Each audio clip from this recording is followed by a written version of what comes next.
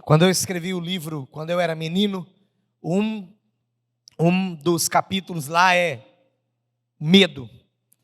Eu fui uma criança medrosa, hein? Pensa. Eu tinha um negócio, irmãos. Quando você abre aí Salmo 27, eu vou falar um pouquinho. Eu tinha um negócio de que, por exemplo, alguém me contava que a pessoa morreu enforcada. Eu começava a imaginar que jeito. Para não dormir de noite. Olha que coisa. Medo do que eu não vi, de quem eu não vi. Não vi a situação, não vi a pessoa, mas eu tinha medo. E não há coisa pior do que o medo que você não o reconhece. Medo de ter medo. Tem gente que é assim. Quando eu ia atravessar a rua com a minha avó, ela me segurava forte. Eu criança, né? E ela me segurava forte ali. E eu olhava assim. Mas, ô vó, não está vindo ninguém. Não, mas é aquele cavalo com aquela charrete lá, ó. Lá na minha cidade tinha bastante. Vai chegar já já aqui. Então o reflexo da criança não é de confiar, né? Mas é um reflexo mais alterado, assim, mais acelerado do que o do mais idoso. Então eu pensava, não, dá para atravessar. E a minha avó era o tipo da pessoa que ela tinha medo. Medo. E até uma vez, ela me segurou tanto, e a hora que ela escolheu para passar, o carro quase passou em cima da gente. Aí eu olhei assim, o que foi, menino? Nada não, vó, vai falar. Hoje que as crianças falam o que vem na teia, o que pensa, né? Criança antigamente só pensava e ainda estava errada. Mas o medo é algo que às vezes arrebata assim, a nossa inteligência mesmo. O medo às vezes arrebata aquilo que a gente já viveu, já venceu, mas por pensar que vai passar de novo, o medo vem. Mas aqui, o salmista no capítulo 27, ele fala algo muito importante a respeito de como ele venceu o medo. Sabe como, igreja? Por andar na presença de Deus. Mas eu quero uma solução rápida para o meu problema. Você nem anda com Deus. De andar com Deus, e por ter fé no Senhor, ele foi adquirindo experiências com o Senhor, e olha como ele pôde declarar aqui em Salmo 27, eu farei a leitura apenas dos 3 primeiros versículos, de 1 ao 3, que diz assim: o Senhor é a minha luz e a minha salvação, de quem terei medo? Continuando, no versículo 1 ainda, o Senhor é a fortaleza da minha vida, a quem temerei? Quando os malfeitores me sobrevêm para me destruir, meus opressores e inimigos, eles é que tropeçam e caem. E ainda que um exército se acampe contra mim, não se atemorizará o meu coração. E se estourar contra mim a guerra, ainda assim terei confiança. Mas é por quê? Não vou ler todos os versículos, como prometi, como disse, aliás, mas é porque ele era um homem que sempre estava na presença do Senhor. Não vou aguentar, vou falar um pouquinho do 4. Ele diz assim no versículo 4: uma coisa peço ao Senhor e a buscarei, que eu possa morar na casa do Senhor todos os dias da minha vida, contemplar a beleza do Senhor e meditar no teu templo. Quando ele era tomado então pelo medo, número 1, ele lembrava-se do Deus que ele servia. E eu e você precisamos lembrar, ou relembrar, o Deus que servimos, que é o nosso Deus, o único Deus.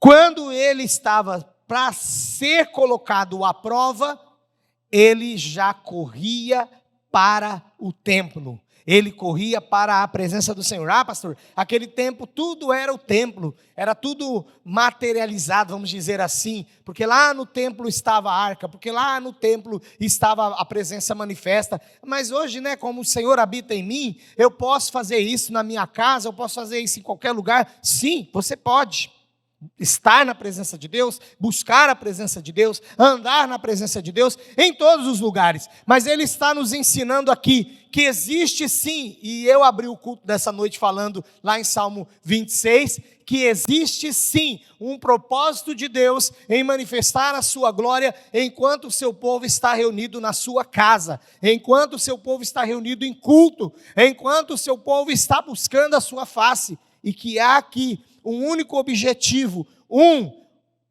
honrar e glorificar o nome de Deus.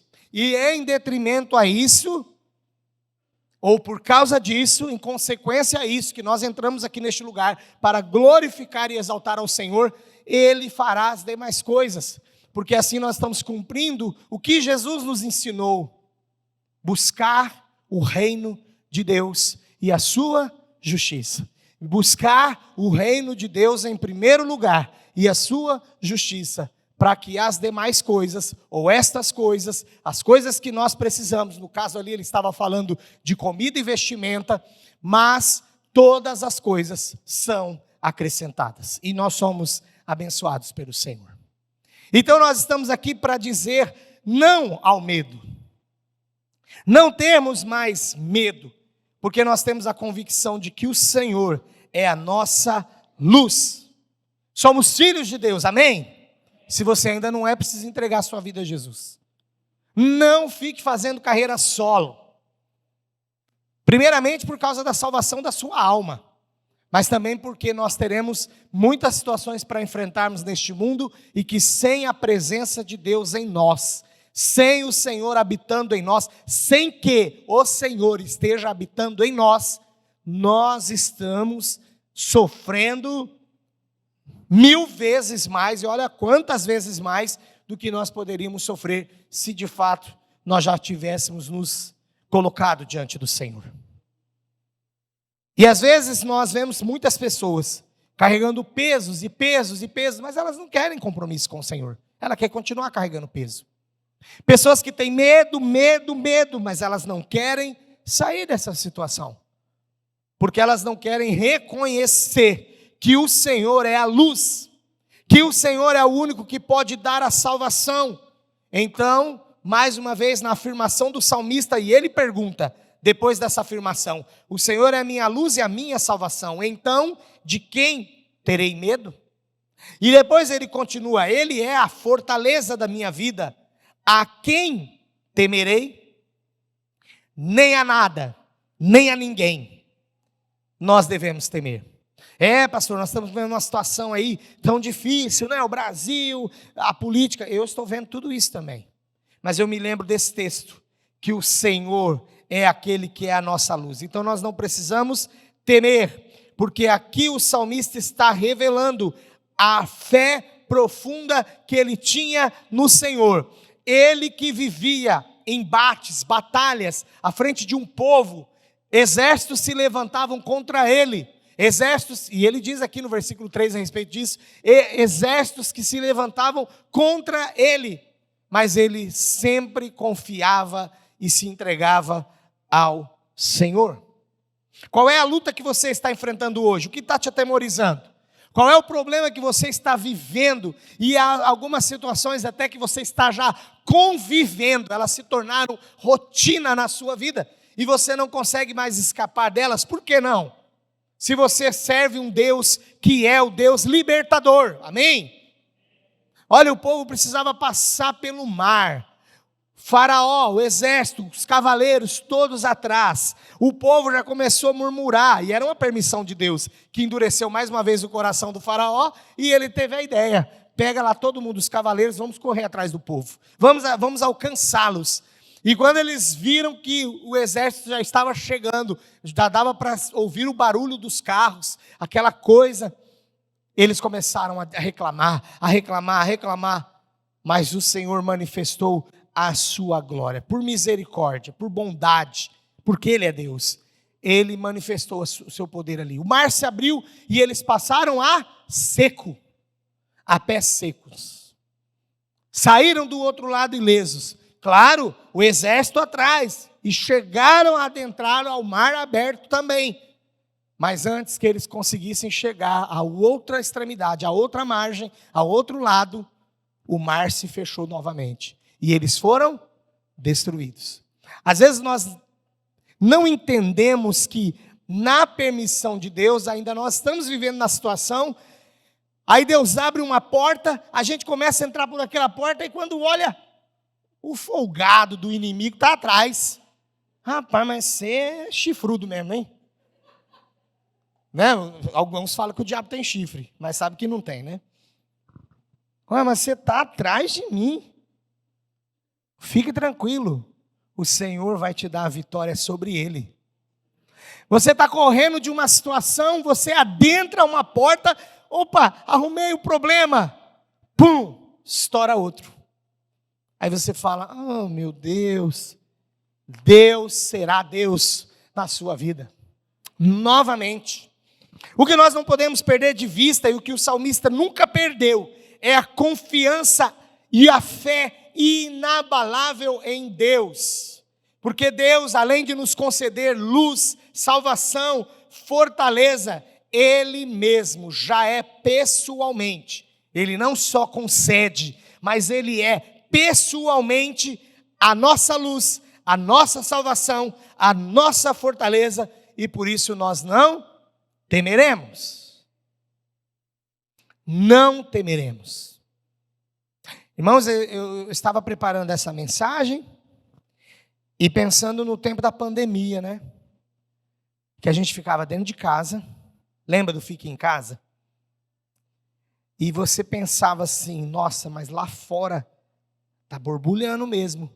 Pegava a internet aqui, eu não sou de assistir jornal em televisão, muito porque eles já fazem aquele alarde além da conta, mas eu entrava em alguns índices oficiais, e era verdade, as pessoas estavam morrendo mesmo, mas eu estava na minha casa ali, primeiro glorificando a Deus, porque eu tinha a casa para ficar, porque muitas pessoas na pandemia ficaram expostas, e nesse momento que eu estava preparando essa mensagem, eu fiquei pensando, como é importante nós termos um lugar seguro para estar, mas quanto é importante, ou quanto mais é importante, termos alguém que é o nosso Deus, para também nos colocarmos debaixo da sua mão poderosa, do seu braço forte, que nos sustenta, que nos livra, que nos protege, que nos levanta nos momentos também da adversidade que tenta nos derrubar. Por isso, a palavra de ordem hoje é não ao medo, não ao temor, não àquilo que pode te paralisar e fazer de você agora alguém que não vou lutar mais.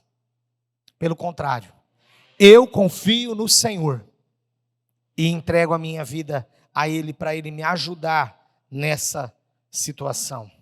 Irmãos, ainda falando de presença do Senhor, esse texto me fez lembrar também do marido lá de Noemi, que sai da terra de Belém de Judá, que tem o significado, a palavra, ou o nome, da cidade de Belém, casa do pão ou casa de pão, mas porque estava passando por um tempo de fome. Ruth, capítulo 1, no primeiro versículo fala, no tempo dos juízes, houve fome na terra. E aí ele pegou a sua família e decidiu sair um pouco dali e ir para outra terra. No original, quando ele diz vamos para outra terra, é uma palavra no sentido de que realmente ele só ia ali e voltava. Ele só iria até lá e voltaria. Mas não deu tempo. Ele morreu lá. Morreu também os seus 2 filhos.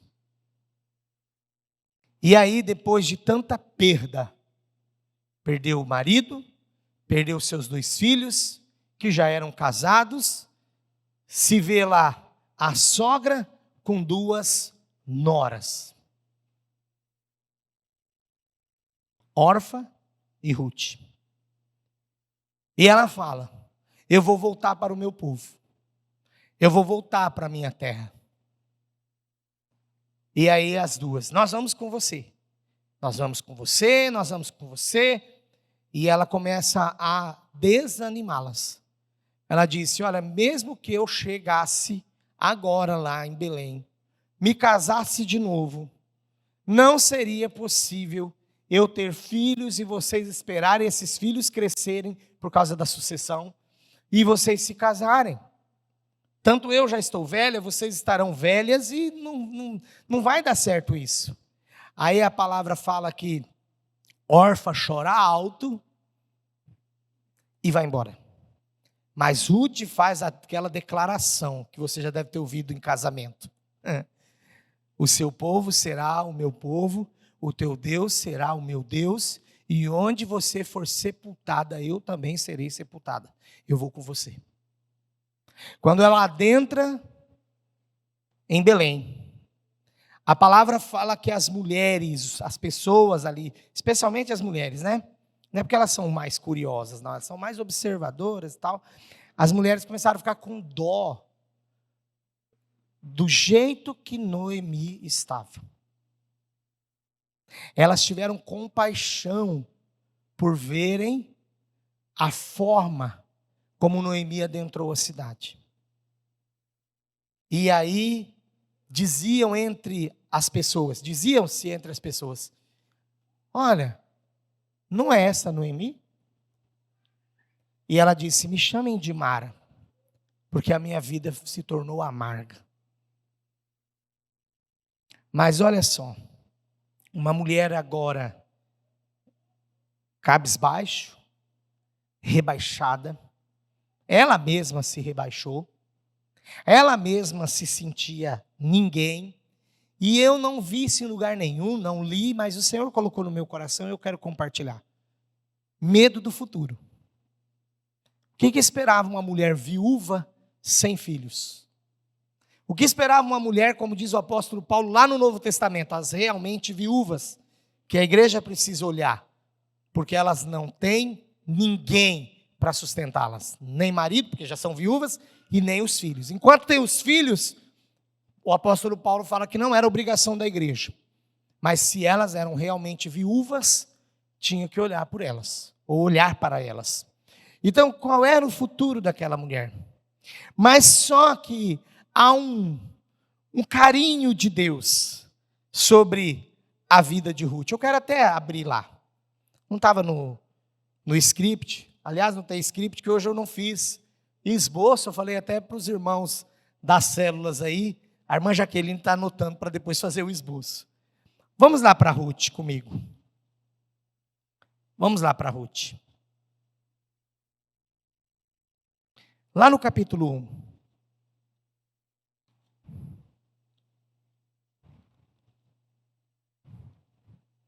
E isso me chamou muito, mas muito mesmo. Nossa, já passei tudo aqui já. Isso aqui me chamou muito a atenção, mas muito a atenção mesmo. Como Deus fez ali com Noemi, vislumbrando já que ele estava entrando com providência. Olha lá, Ruth, capítulo 1, versículo 22. O último versículo do capítulo 1. Ruth, capítulo 1, versículo 22.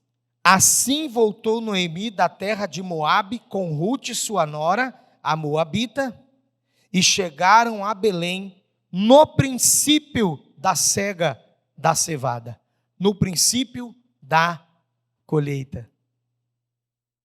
Que Deus maravilhoso. Já mostrando para ela, está vendo o lugar que você nunca deveria ter saído? Não jogando na cara, mas fazendo ela pensar. O lugar que você nunca tinha que ter saído. Porque dentre também as declarações que nós encontramos a respeito de Belém e a respeito de Judá, é que ali simbolizava, naquele tempo, naqueles dias, o lugar da presença manifesta de Deus.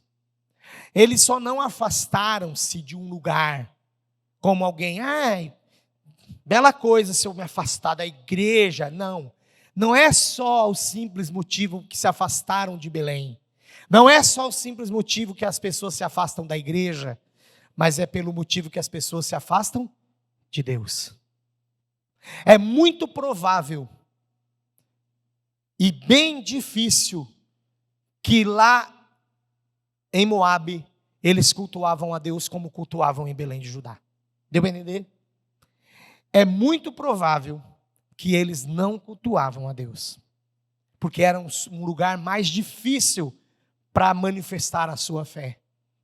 Então por que você ainda, mesmo com medo, mesmo com adversidades, mesmo com problemas para enfrentar, mesmo com situações para vencer, ainda se dá ao luxo de dizer, de peito aberto, eu vou enfrentar sozinho? E sai da presença de Deus. Não faça isso. Se já fez, não faça nunca mais. Se nunca fez, não faça mesmo. O Senhor é o nosso Deus maravilhoso. Amém? Eu creio no poder do Senhor, que se manifesta na vida da igreja, na vida do seu povo. Mas é preciso, igreja, irmãos, nós estarmos em comunhão com Ele. É muito necessário estarmos em comunhão com o Senhor.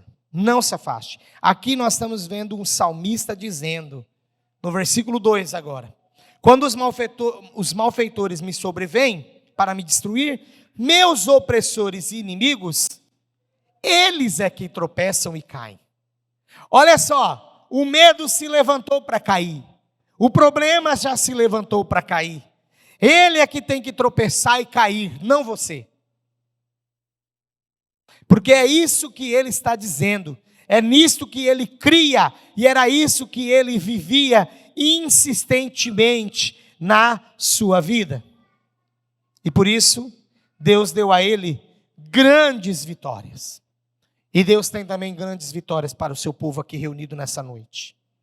Quando ele olhava para o seu passado, quando Davi, o salmista, o escritor aqui, quando ele olhava para o seu passado, já era suficiente para ele ver como Deus tinha já agido na vida dele, libertado e também feito com que aqueles que o tentavam lesar, destruí-lo, caíam. Era só ele olhar para o passado dele. Você pode olhar para o seu passado, quantas coisas você já venceu e como Deus te trouxe até aqui. E independentemente da maneira como você procurou algo lá fora, e Noemi, eu acredito até porque ela foi em obediência ao seu marido, Mas quando ela volta, ela encontra o favor de Deus. Você que está voltando para os caminhos do Senhor, o favor de Deus está aqui. O favor de Deus está sobre a sua vida. Ele quer você em pé, Ele quer você andando firme, atuante. E o versículo 3, então, ele fala, olha, os exércitos, mesmo que eles se acampem contra mim, o meu coração não se atemorizará. E por ele confiar no Senhor, ele estava sempre preparado. Sempre preparado. E se também estourar contra mim a guerra, ainda assim terei confiança. Mais uma vez, à luz daquilo que Deus já tinha feito no passado, na vida de Davi, ele fala, seja qual for a emergência, Deus nunca deixará de me acudir, de me salvar, de me proteger e de me levantar. Ai, pastor, que bênção, andando com Deus, não há medo, de jeito nenhum. Mas quando os seus olhos se fecham, e quando você deixa que a sua mente também comece a pensar as piores coisas possíveis, vou voltar a falar do Brasil, o Brasil, vai ver o que vai acontecer com o Brasil, então, quanto mais a gente faz assim, pensa assim, os nossos olhos, não só esses aqui, carnais, que param de enxergar longe, mas os espirituais, os olhos da alma, esse aí se fecha rapidinho. E eu tenho uma prova bíblica para te falar. Vamos lá para Mateus, capítulo 14.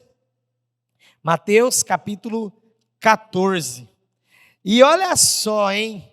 E olha só em que circunstância que o medo tomou conta desses homens. E olha só a maneira como eles ficaram atemorizados, mesmo sabendo que o Senhor encontraria-se com ele, que o Senhor iria ao seu encontro, que Jesus iria ao encontro deles, mas eles ficam atemorizados. Olha o que diz aqui, Mateus capítulo 14, a partir do versículo 26.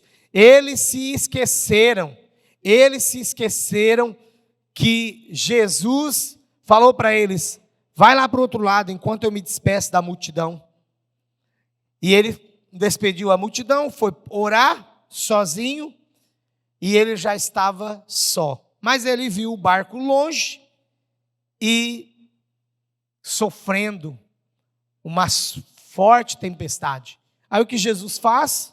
Voa ao encontro deles. Olha o que acontece.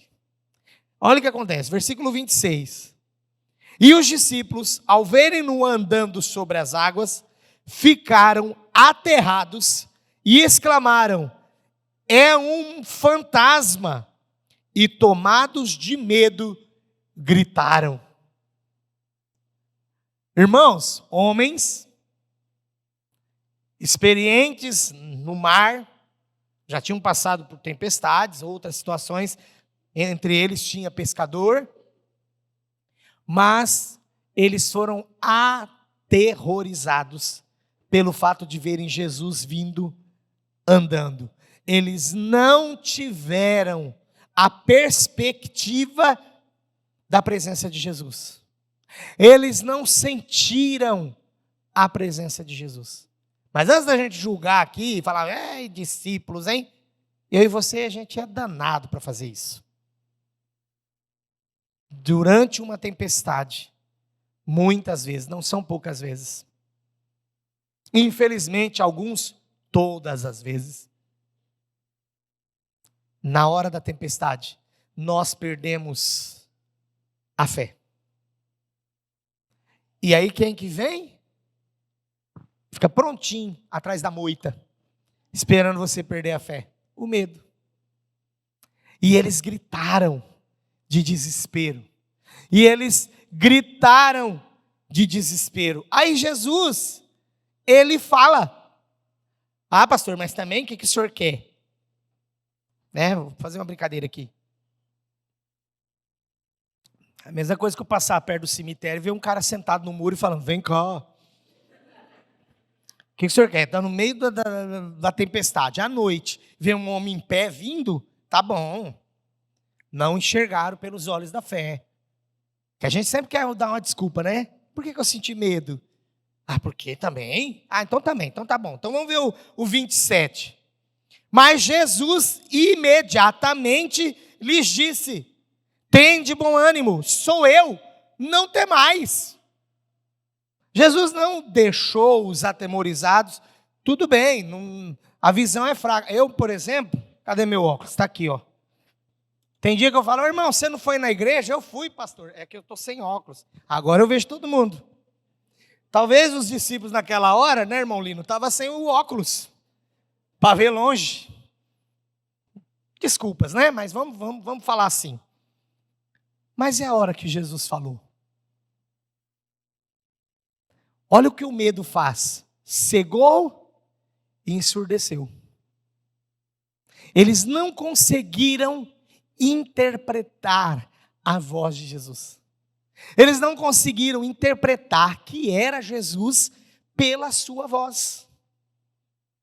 Eles tinham acabado de estar com Jesus. Uma vez eu fiz uma brincadeira em casa, mas é porque eu sou bom para imitar, né? Eu toquei a campainha, a Vitória atendeu, e tinha um guarda que ele falava bem arrastado assim: é o guarda. E ela atendeu o interfone e eu falei assim: é o guarda. Ela falou assim: ô seu guarda, o meu pai não está. Aí eu, aí eu comecei a rir e falei assim: sou eu, Vitória. Ela já reconheceu a voz do pai. Ela falou: agora você vai ficar aí fora. Eu não vou abrir o portão. Ainda bem que Jesus não é igual a Vitória, né? Porque olha o que Jesus fez depois que não ouviram a sua voz. Ou não ouviram, não interpretaram que era Jesus. Olha o que Jesus faz. Então tá, sou eu, tem de bom ano. Aí o 28, Pedro respondendo lhe disse: se és tu, Senhor, manda-me ter contigo por sobre as águas. Nós não vimos que é o Senhor ainda, nós não reconhecemos a sua voz. Mas se é o Senhor tem poder de me fazer ir até aí. Ah, mas cada coisa que a gente faz com Deus, né? Não pensa só neles não, pensa em você. Aí no 29, Jesus fala assim: vem. E Pedro, descendo do barco, andou por sobre as águas e foi ter com Jesus. Há alguns aqui que defendem nesse momento que ele estava ao ponto de que se ele só estendesse a mão, ele já alcançaria Jesus, porque ele foi ter com Jesus. Mas ele começou a reparar no que mesmo, igreja? Não viram, não reconheceram que era Jesus pela visão, não ouviram direito, não interpretaram pela voz que era Jesus e não reconheceram o seu poder. Aí depois tem gente que fala: ai, por que Deus me deixa passar por esses medos? Porque você não vê, você não ouve e você não confia. Mesmo ele dizendo: vem comigo. Eu vou te dar aquilo que você precisa, mas vem. Aí o que Pedro fez? Versículo 30, parte do medo ainda, ó. Eles ainda não venceram o medo. Versículo 30, reparando porém na força do vento, teve medo, e começando a submergir, gritou: salva-me, Senhor. Ainda bem que ele clamou. E alguém que clama, e alguém que tem um coração contrito, quebrantado, Deus não rejeita. O que Jesus fez? Versículo 31, prontamente, Jesus estendeu a mão, tomou e lhe disse, agora vem, homem de pequena fé, por que duvidaste? Você não me enxergou? Você não me ouviu? Você não confiou no meu poder? Aí subiram ambos para o barco, versículo 32, de Mateus 14 ainda. Subiram ambos ao barco, ou para o barco, o vento cessou. E os que estavam no barco o adoraram, dizendo: ai, até que enfim, verdadeiramente és filho de Deus. Mas você não precisa passar por tudo isso para dizer no final: verdadeiramente tu és o meu Deus, porque você sabe que Ele é o teu Deus. Então esteja pronto, peça ao Senhor, me ajuda a enxergar logo. Mas se falhar a minha visão, Senhor, me faz ouvir logo. Mas se falhar a minha audição, Senhor, faz-me crer. Porque Deus nessa noite pode sim, e creio, pelo seu Espírito Santo, já está mostrando a saída para você. E você está vendo. Ou Ele está fazendo você ouvir através dessa mensagem qual é a saída para você. Mas em todas elas, você precisa colocar a fé. E Deus te abençoará. E para terminar a mensagem dessa noite, eu quero que você abra a sua Bíblia comigo em 1 João. 1 João.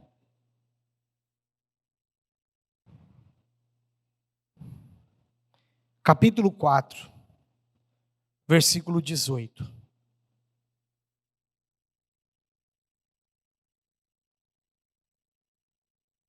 1 João, capítulo 4, versículo 18. Todos encontraram, amém? Olha o que diz a palavra do Senhor. No amor não existe medo. Antes, o perfeito amor lança fora o medo. Ora, o medo produz tormento. Logo, aquele que teme não é aperfeiçoado no amor. De que amor que o apóstolo do amor está dizendo? Qual é o amor que ele está falando? O nosso Deus é o amor. O próprio amor. Deus é amor. Deus é amor. E quando nós nos colocamos diante do Senhor de maneira correta e especial, este amor é antídoto para o temor, é o remédio para o medo.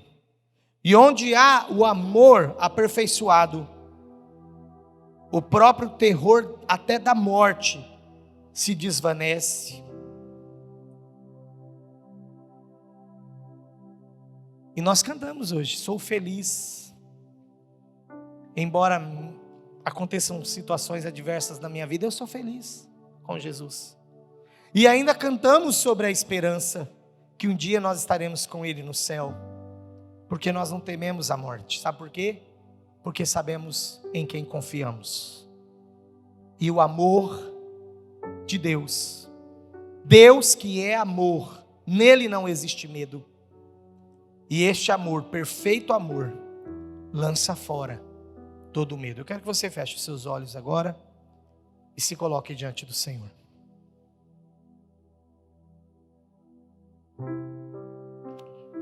Qual é a situação adversa, terrível que você tem vivido?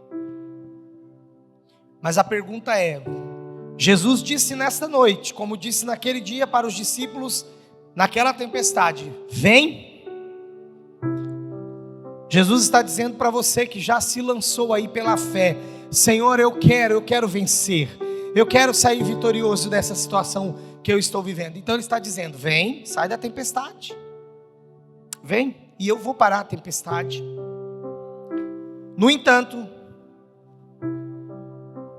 é preciso que você esteja atentamente olhando para o Senhor, ouvindo a sua voz, depositando nele a sua fé. Porque quando Jesus disse: não temais, sou eu, eles não confiaram no poder, ao ponto de pararem de gritar. Nessa noite, coloque-se diante do Senhor e diga: Senhor, eu quero lançar fora todo o medo, qualquer síndrome que você esteja vivendo. Eu não estou aqui dando receita ou diagnóstico, melhor dizendo, não estou dando diagnóstico para ninguém, mas eu estou dizendo de um Deus que, porque é amor, lança fora todo medo e nos faz vitoriosos em qualquer diagnóstico. E Ele quer ajudar você a vencer isso hoje, em nome de Jesus. Ele tem poder, amém? Você crê nisso? E Ele está pedindo para você deixar o medo, não ao medo, não ao medo.